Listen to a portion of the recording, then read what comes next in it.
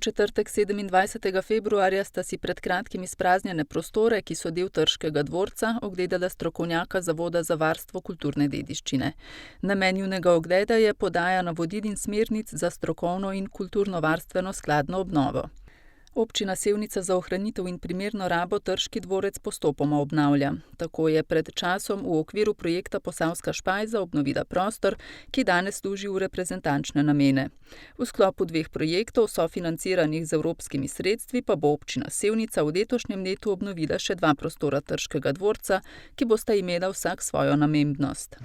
V četrtek so na Lisci v naravo vrnili 2 lesni sovi, v petek pa še 2 v dolini potoka Brestanica pod Koprivnico.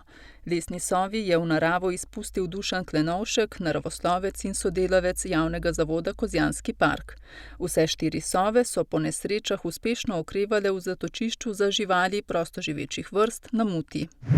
Tončkov dom na Lisci ima novega najemnika. Razpis je občina Sevnica objavila konec januarja. Do izteka roka je občina Sevnica prejela 3 ponudbe oziroma prijave na razpis, novi ponudnik pa je bil izbran na osnovi najvišjega seštevka točk glede na razpisne kriterije. Izbrani ponudnik je gostinstvo Tomaž Rantah SP, ki je danes z občino Sevnica podpisal pogodbo o najemu.